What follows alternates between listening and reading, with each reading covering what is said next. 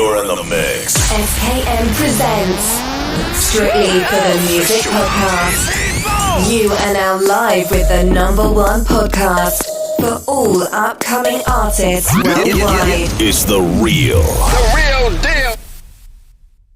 Welcome back, ladies and gentlemen, to another episode. This is Strictly for the Music Podcast. I'm your host, SKN. The next guest I got live and direct is from the notorious band Loud Pack Mob, a beat maker from Sydney, Australia. Ladies and gentlemen, let's give a warm welcome into Shags Beats. Hey, thanks, man. How you going? What's up, man? Bro, I appreciate you coming on the podcast and showing the love, man. I've been trying to get a hold of you. I'm glad we got in touch, big dog. So let's get right into it, man. So yeah, tell me about the music you make, big dog. I make all sorts of music, hey, pretty much from like lo-fi, chill sort of hip-hop and stuff like that, right through all the trap and up to like hardstyle techno and stuff like that as well, man, DJ style, things like that as well. And yeah, it's pretty wide, I guess, man, like the range of music and that I make. That's dope, man. So let me ask you this, man. How did you discover BandLab? I was looking for places just to upload my beats and that too, and I tried SoundCloud and stuff for a while when I first started, and that was a bit disappointing, man, because it's really hard to get plays and that on the SoundCloud, man. But I found BandLab in the App Store, man, and joined it up, and I was getting more and more plays on my beats and followers and stuff, man, and so I stuck around, and it's been a few years now, but it's been good, man, the BandLab. I enjoy the app and the platform and that, man. It's really cool. That's amazing, big dog. So let me ask you this, man. What was the response when you first started BandLab, man? I know you got a bunch of followers, man, and people are loving your beats, man. How did that make you feel, man? Yeah, no, it certainly made me feel better, man. Better than SoundCloud did, that's for sure. But it was really encouraging and stuff, man, and it helped me to get more practice and stuff like that, and working with other people and things like that, man, to get new techniques and stuff like that for producing and stuff like that, man. Yeah, it's really taught me a lot. I learned a whole bunch of stuff from working through other people in the BandLab and stuff like that, man. That's dope, man. So how did you connect with King Dabs, big dog? I used to do mix and master for people and stuff like that, man. And I was mixed and mastered doing a few tracks for him at one point there, man, and then that was pretty much it. And yeah, we started hanging out and stuff in the BandLab, and yeah, he invited me to the band and stuff like that, man. So that was cool, and yeah, we're still making music now. That's dope, big dog. Hell yeah. So let me ask you this, man. So you're a beat maker. You don't rap or you don't freestyle, none of that? No, man, not unless I'm really drunk or something, hey. But I pretty much try and keep the mic, aside. But I have written stuff and things like that, man. But I'm not really that good at it, to tell you the truth. But I'd rather just make the beats and stuff like that, man. If I get real drunk one time and have a little bit of fun, man, I might freestyle something, but not very often, eh? It's not usually any good either, so I just keep it to myself. But, yeah, it's cool. That's dope, big dog. So let me ask you this, man. Is there a project that you are coming out with that are just going to be nothing but your beats, or you have already released any?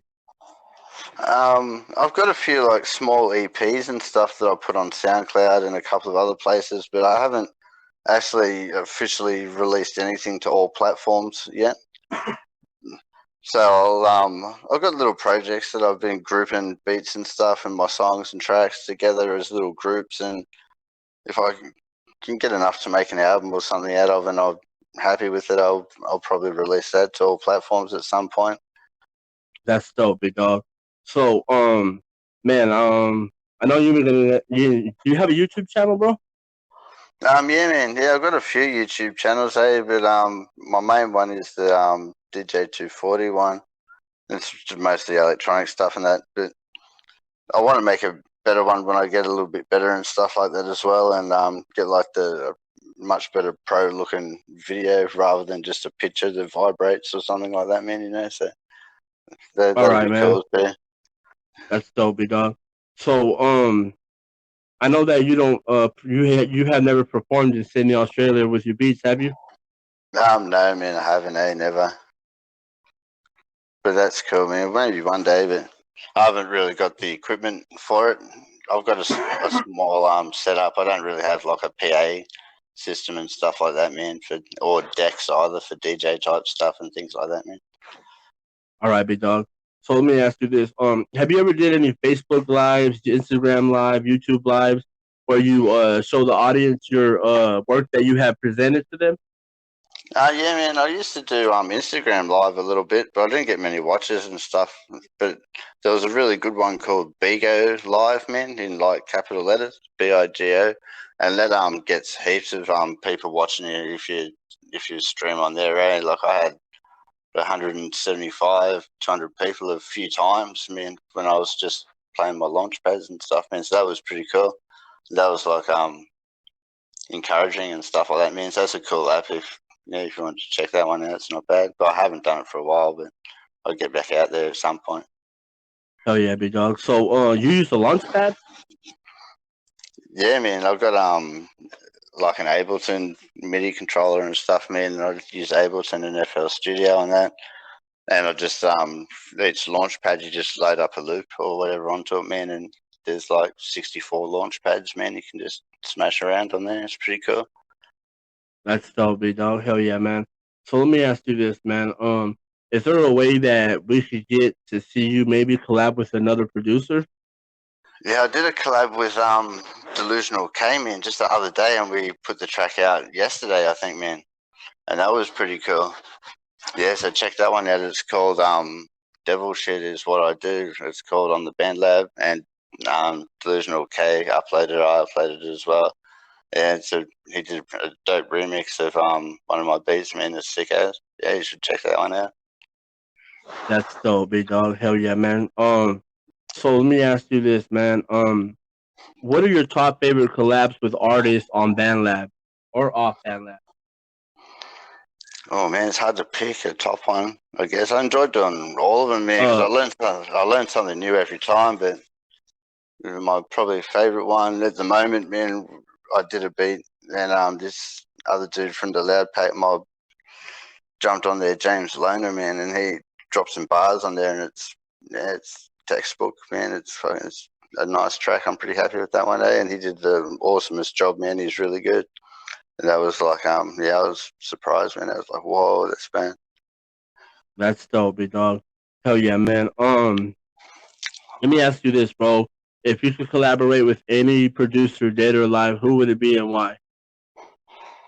I mean, there's a DJ producer here in Australia, man. His name's Phase One, and he's probably, I'd have to say him, man, for sure, because he's got just the cleanest, hardest sound and stuff like that, man. And he knows a lot, and he's got a big, wide background and stuff as well. He primarily does like heavy metal and dubstep remixes, but which is pretty cool. But yeah, I'd like to check him out, man. Even if I could just watch him make a track, man, on the screen one day and pick up a few tricks that way or something like that, man, it would be awesome. Hell yeah, big dog. Hell yeah, man. How are you different from other producers? I'm not sure, man. To tell you the truth, I think I thought about this one. I wrote something down, but I don't know, man. I think what makes us all different is our influences and stuff like that, man. Like we've all got our own influences that come at us and stuff like that, and things we like and dislike, and that shows through all of our productions, man. Like all the beat makers and that. There's something that we have in common, I think, me and but I'm not sure how I define that one, man. I'm thinking, yeah. Hell yeah, big dog. All right, so who is your music targeted towards? I don't really target it towards anyone in particular unless I make a genre-specific kind of song type of thing, man. But I'd say I'd pretty much target it towards myself. because I do listen a lot to my own music just to try and see where I can make my mixes better and what I've done here, and maybe if I really like a track, I'll reopen it, and I'll go through it again and again and again until it's perfect and stuff like that. But then I do listen to everyone else's tracks and that on the Band Lab that I see in the chats and stuff as well, and in between and stuff like that too, man. It's hard to keep up with everyone. There's so many people and so many tracks. Right, And right, yeah, but it's all good. Hell yeah, big dog. Favorite quote or favorite bar you ever heard on a verse? Oh man, favorite bar I ever heard in a verse. I used to like Biggie, man, and his song "Kicking the Door." He's got that choice line. He's running powder like Johnson and Johnson or something, man. That sticks out heaps in my mind. I also just think it's funny, man. His choice. All right, man. What is the history of where you from, bro? Oh, it's Australia, man. We're pretty much a penal colony, man, like prisoners from England, man, back in the day. And they brought a few colonies out and stuff, and the Federation of Australia, which, like everyone knows today, was formed in 1901. Man, we've never had any civil wars or anything like that. It's pretty quiet down here. And it pretty much always has been, man. We've got New Zealand next door, and they're pretty cool, man. There's free roam between Australia and New Zealand. You don't need a visa or passport and stuff like that, man. So it's cool. It is pretty. I'd say it's pretty much a quiet history, man. Eh? That's dope, big dog. Hell yeah, man. Big shout out to Australia. Man, you guys got a wonderful beat maker coming up from there. How old were you when you decided you wanted to do music? I got my first guitar, man, when I was about 16. I played that for a while, and then I had quite a big break, man, before I got any of the equipment I've got now. But yeah, 16, man, when I first started getting into the music and that. Dope, bro. So, you have any music guilty pleasures, big dog? Yeah, maybe I might listen to some 90s top 40, man, every now and then. It's a bit of a guilty pleasure, man. It reminds me back in the day and stuff, Oh yeah. Yeah, so it's funny, but it's cool, All man. right. Hell yeah, big dog. That's dope, bro. All right. So if you weren't doing music, man, what would you be doing? Oh, I honestly don't know, man. I'd probably be dead, man. Maybe not dead, but I'd be in a bad way.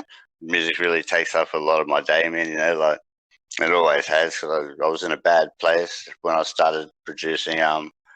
At the consistency that I am now and stuff like that, and it really took my mind off what was going on in that, and helped me to have something to share with other people and stuff again and things like that, man. So it really helped me out, eh? So I don't know where I'd be without music, man. I couldn't tell you. That's dope, big dog. Hell yeah, man. What are your goals in 2020 leading to 2021? I mean, I've got to enroll myself into some kind of higher education, man, so I can meet some more people in the industry and stuff like that. I'd probably go and do like a uni course of some sort, man. Even if it's just something basic and simple, just so I can get in there and check out the scene and that, man, and see what goes on, and maybe meet a couple of people or something in there and upskill, man, and get a piece of paper that says I can do it, sort of thing as well. And maybe audio engineering would be nice, man. It's a big course, and the honours, and that's just a really hard course. Hey, one of my mates has done that one. It took him 4 years, I think, man. He graduated with honours and that, but he said it was very hard. Oh yeah. All right, man. What is the best advice you've been given? Best advice I've ever been given, man, I'd say, if someone once said to me, it is what it is, man, and I'm pretty much live by that these days, man. The stuff is pretty much it is what it is, man, and you can't try and make something out of what it's not and stuff like that. And yeah, just sort of helps me out a bit now, to just get a bit of perspective on stuff when it gets a bit skewed and that, if you just say, look at it and say, what it is, man, and just walk away sometimes if you have to. Hell yeah, man. What would you say to any upcoming artist or producer coming out of Australia? Jeez, I don't know, man. Don't know. I'm not the most inspiring person. I don't know any good words of encouragement either, damn it. But just say maybe just do what you do, man, like keep your style your own, or if your style is to, do remakes, recreations, or whatever it is that you do in the music industry, and music for ads, music for background music, whatever it is, man, there's a place for us all, man, out there. Just keep your eye on the prize or something, man, maybe, I guess. Hell yeah, big dog. That's dope, bro. So let me ask you this, man. You want to walk us through your collections on BandLab? Yeah, I do have some collections on BandLab, man, but I'll set them up pretty randomly, and I'll just drag and drop ones in there. I'll open up right now and have a look what ones I've got, man. I started one just the other day, actually, which was a few dope tracks that I heard that were collabs and that. My other collections, I haven't got any albums or anything on there. Okay, hell yeah, big dog. All right, man. So you got songs from your beats from 2016. You've been on BandLab that long?